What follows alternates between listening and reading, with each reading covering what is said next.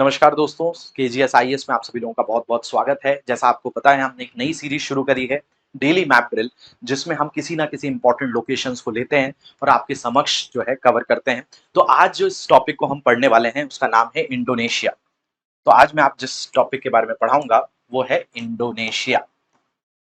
तो इंडोनेशिया क्यों अभी चर्चा में है? क्योंकि हाल ही में हमारे प्रधानमंत्री 3 देशों के दौरे पे गए थे, तो उसमें इंडोनेशिया था, ऑस्ट्रेलिया था, न्यूज़ीलैंड था। तो ऑस्ट्रेलिया, न्यूज़ीलैंड तो मैं बता चुका था, लेकिन इंडोनेशिया बच गया था, तो इसको भी आज कवर कर लेते हैं। लेकिन ये एक और विषय के बारे में मतलब इसका कहीं न कहीं कनेक्शन एक दूसरे विषय से भी जुड़ेगा, वो भी समझ लीजिए, क्यों इंडोनेशिया चर्चा में है। तो इंडोनेशिया के बारे में अगर हम देखें, तो इंडोनेशिया एक ऐसे बहुत सारे छोटे-छोटे द्वीपों का समूह है ना? जो दक्षिण एशिया के अंतर्गत आता है, दक्षिण पूर्व एशिया के अंतर्गत आता है। और अगर इन छोटे-छोटे द्वीपों को देखें तो ये लगभग 17,000 के आसपास ऐसे द्वीप हैं, जिसमें यहाँ पर आपको जावा, सुमात्रा, है ना? यहाँ पे ये जावा आइलैंड्स हैं, ये सुमात्रा है, इसको बोर्नियो कहते हैं। तो ऐसे छोटे-छोटे बहुत बड़ा ये समूह है। लेकिन ये चर्चा में क्यों है ना? भारत के प्रधानमंत्री तो गए ही थे, लेकिन एक और चीज़ के कारण ये चर्चा में है, वो क्या है? वो है हमारे गुरुदेव रविंद्रनाथ टैगोर। तो रविन्द्रनाथ टैगोर को यहाँ पर गए हुए 100 साल हो गए हैं, तो उसकी भी शताब्दी वर्ष यहाँ पर कुछ उत्सव मनाए जा रहे हैं, इसलिए ये चर्चा में है। तो याद रखिए इंडोनेशिया में भारत के जो राजदूत हैं, है ना? इंडोनेशिया में जो भारत का दूतावास कार्यालय होगा, वहाँ पे हमारे राजदूत रहते होंगे। उन राजदूत ने घोषणा की है कि इंडोनेशिया गुरुदेव रविन्द्रनाथ टैगोर की 1927 की ऐतिहासिक यात्रा, है ना? रविन्द्रनाथ टैगोर साहब 1927 में कहाँ गए थे? इंडोनेशिया गए थे। तो उनकी ऐतिहासिक यात्रा को कितने साल हो गए हैं? 100 साल हो गए हैं। तो 100वीं वर्षगांठ के उपलक्ष्य में 15 महीने तक चलने वाला समारोह 2026 से 27 तक आयोजन करेगा। तो ये पूरा 15 महीना तक एक समारोह आयोजन होगा, जिसमें रविन्द्रनाथ टैगोर जी से जुड़ी हुई जो प्रमुख चीजें हैं और उस यात्रा का सारा विवरण भी यहाँ पे होगा।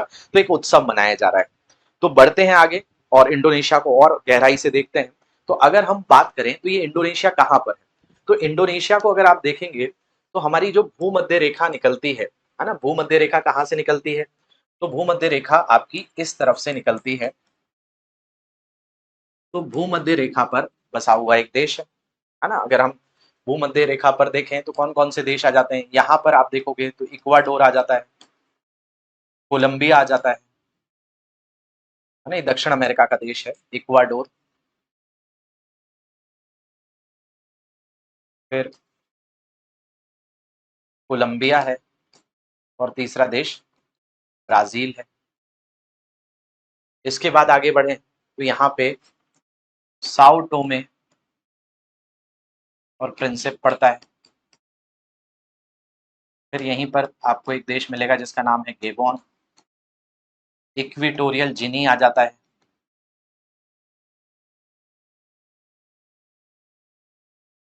ठीक है, फिर यहाँ पर आपका एक देश है जिसका नाम है democratic Republic of Congo, DRC, है ना? कुछ भाग आता है आरसी का, है ना? इस तरफ से थोड़ा सा और आगे बढ़ेंगे आप तो यहाँ पर ही आपको इथोपिया मिलेगा, सोमालिया मिलेगा।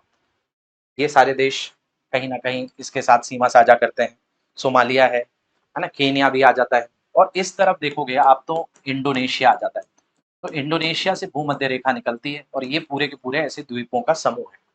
तो अगर हम बात करें इंडोनेशिया, इसी की जो राजधानी पहले थी जकार्ता, अब बदल कर क्या कर दी गई है? यहाँ पर नूसंतारा बना दी गई है, क्योंकि ये धीरे-धीरे जलमग्न होता जा रहा है। तो इंडोनेशिया ने अपनी राजधानी को भी बदला है।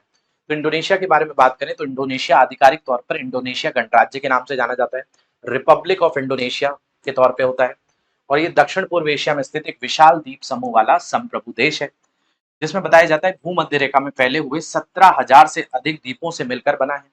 और ये देश दुनिया का सबसे बड़ा द्वीप देश और सबसे अधिक आबादी वाला मुस्लिम बहुल राष्ट्र है। ठीक है, तो ये मुस्लिम बहुल राष्ट्र है, साथ साथ आबादी भी बहुत अधिक है और 17,000 से ज्यादा द्वीप में ये फैला हुआ है। तो ये है इंडोनेशिया। ठीक है, चलिए आगे बढ़ने से पहले आप लोगों के लिए इंफॉर्मेशन है कि अगर आप जिस तरीके से मेरे साथ मैप पढ़ रहे हैं, आपको न्यूज़पेपर्स को पढ़ना है तो आप मेरे साथ सुबह 7:15 बजे जुड़ सकते हैं, जिसमें मैं रोजाना न्यूज़पेपर को बहुत डेप्थ में एनालाइज करता हूँ इसी चैनल पे जिस पे आप ये देख रहे हैं। तो KGS IAS हिंदी के चैनल पे सुबह 7:15 बजे आइए और बहुत डेप्थ में आप आसानी से न्यूज़पेपर को समझ सकते हैं, उनके कठिन जो क्लिष्ट विषय हैं उनको बहुत आसानी से समझाया जाता है। तो इस सेशन के साथ ज़रूर जुड़ें। बढ़ते हैं आगे, तो हम यहाँ पे बात कर रहे थे, ये पूरा का पूरा समूह है इंडोनेशिया का जो देखने मिलता है, इसमें 17,000 से ज़्यादा छोटे-छोटे द्वीप हैं। ये पैसिफिक रिंग ऑफ फायर के पास भी आता है जहाँ बहुत सारे ज्वालामुखी निकलते हैं और यहाँ पर सक्रिय ज्वालामुखी का क्षेत्र है ना। इसमें अगर हम बात करें, ये सुमात्रा द्वीप है, जावा द्वीप है, बोर्नियो द्वीप है, सुलावेसी द्वीप है, मालुकी द्वीप है, न्यू गिनिया ये तिमोर के पास लगता है। तो अगर आपसे कोई इसकी भौगोलिक स्थिति पूछे तो भौगोलिक स्थिति आप बताएंगे ये हिंद और प्रशांत महासागर के बीच स्थित है और ये देश एशिया और ओशियाना मेलेनेशिया महाद्वीपों को जोड़ता है और दक्षिण चीन सागर तथा दक्षिणी महासागर के बीच समुद्री मार्ग को जोड़ने वाली कड़ी का काम करता है। यहाँ पे कुछ प्रमुख प्रमुख स्टेट्स भी आती हैं जो पढ़ेंगे हम, मलक्का, सुंडा, लोम्बोक। इसके अलावा राष्ट्रीय यहाँ की राजधानी क्या है? जकार्ता है, जिसको अब नई राजधानी बना दी जा रही है, नूसंतारा में स्थानांतरित किया जा रहा है। इसके अलावा जमीनी सीमा किसके साथ साझा होती है? तो ये मलेशिया के साथ सीमा साझा करता है, पापुआ न्यू गिनी के साथ करता है और पूर्वी तिमोर के साथ करता है ना। यहाँ पे ये सब देश हैं इसके जिनके साथ ये सीमा साझा करता है। तो याद रखना, मलेशिया, पापुआ न्यू गिनी और पूर्वी तिमोर, है ना। इस मैप पे अगर आप देखेंगे तो यहाँ पे आपको ये नजर आएगा,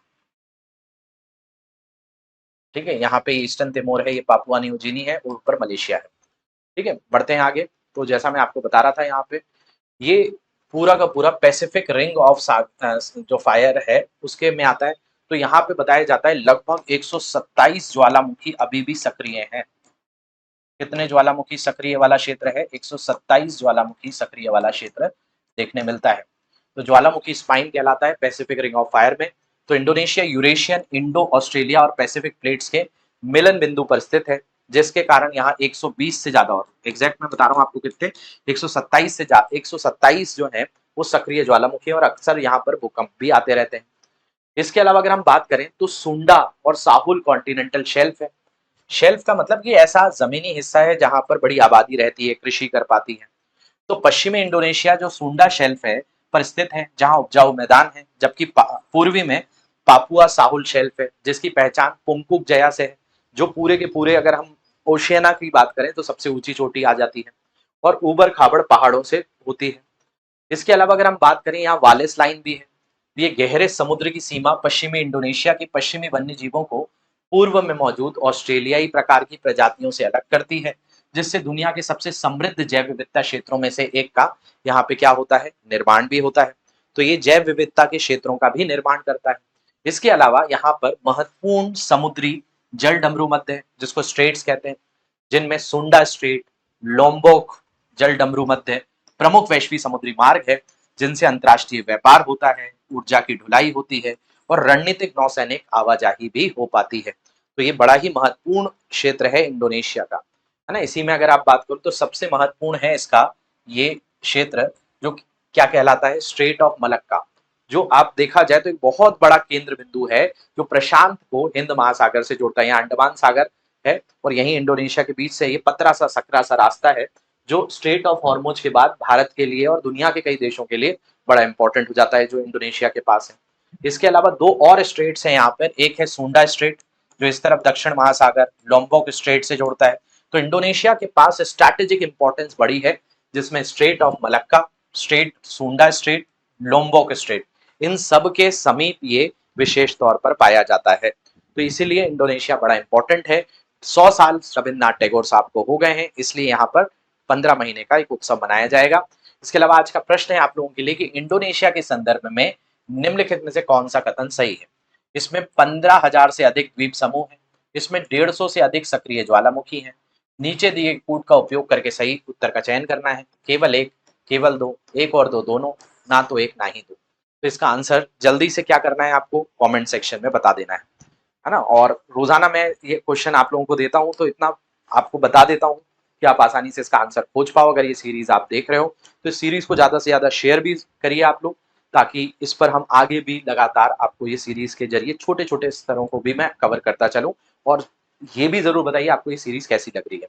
इसके अलावा जो हिंदी माध्यम से यूपीएससी का सोशियोलॉजी ऑप्शनल कवर करना चाहते हैं, उनके लिए खास मौका है। 28 जुलाई से ऑप्शनल की क्लासेस शुरू हो रही हैं, आप इसको अवेल कर सकते हैं। 6,999 इसकी मात्र फीस है इसमें। इसके अलावा और कोई भी तरह की जानकारी चाहिए तो आप कमेंट्स में मुझे बता सकते हैं, है ना? अपने सुझाव भी भेज सकते हैं। मिलूँगा मैं आपसे अगले सत्र में, तब तक के लिए ध्यान रखिए। Thank you very much for watching this. Have a great day to everyone.